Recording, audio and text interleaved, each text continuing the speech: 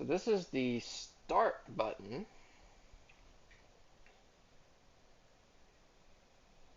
We're going to be very careful with taking this one apart. Um,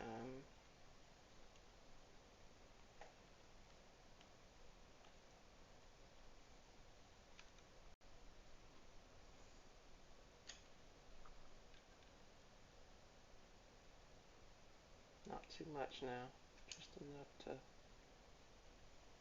move it. Okay, I think we're finally getting it off there. Leverage it up enough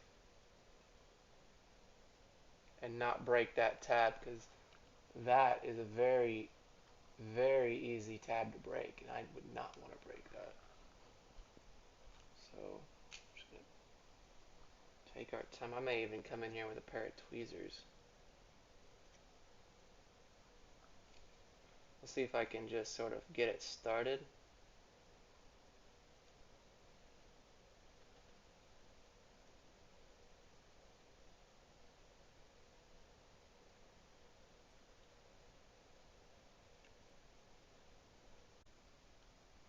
Right up there, you see how far we've moved now, and it started moving freely. See that the other clip? So that those two clips on either side. So now I'm just going to push it forward from the back, push the main connector in the back while holding the outside, and it should slide forward. Just okay, we're okay, we're okay. Huh. Jesus, be careful with this coil now. You see how tiny that wire is? You do not want to break that. Oh wait. Okay, this is questionable right here. Wait. Well, where is it? Wait a second. That's a clue. If you look, so that appears like if you press it in, it would allow it to go up. Alright, well, this is Clancy from the future. Um, my headset powered off while I was recording this video. You'll see now I'm pushing in these discovered tabs here. After looking this over, um, it took me an hour to figure out how to disassemble this jigsaw puzzle. It's really cool though. It's probably one of the more fun switches I've taken apart. Um, it's very impressive. So now you'll see it's now moving. However, getting a good grip on it to pull it is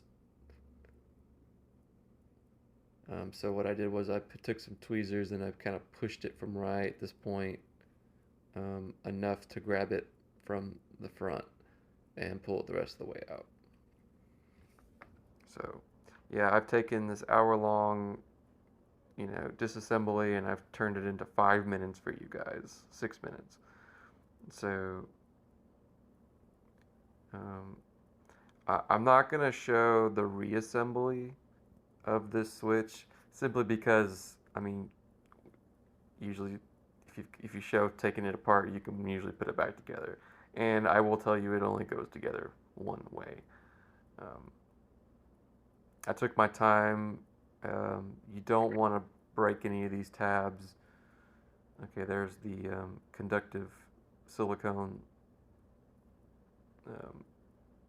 or whatever, the little thing that has the contacts that short the pads to make the switch actuate or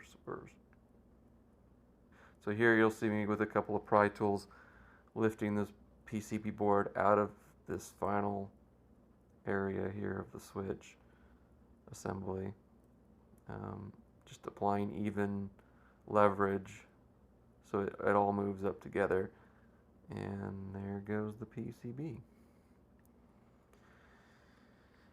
And what's a good finish off on this video? We checked the polarity just by injecting voltage with a resistor with limiting current. And then here we are removing the LED. And then here we are putting the new one on. Real simple. I'm working over the silicone mat. So it's the silicone work mat is very heat resistant. So, all right, perfect. And you'll see I don't put, sometimes I don't put new solder on there just because it's easy to apply too much and the LED won't sit flat. And then of course this is sort of the final result. Obviously the photo is not going to do the color justice just simply because it doesn't reproduce the color, if at all. Really, that it looks white in this photo to me, but whatever. So one last thing I wanted to mention was I'm making more videos.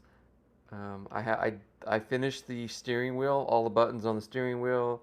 I finished the climate controls.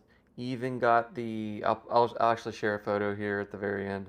I got the screen, the LEDs behind the screen done as well, and that looks amazing. So I'll be sharing that here soon as well. Okay, guys, bye.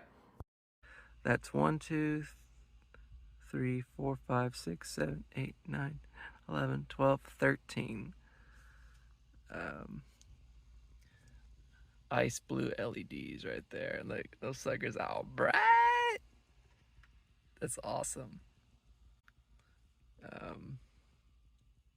They don't even get warm. Okay, cool. So those are for the display.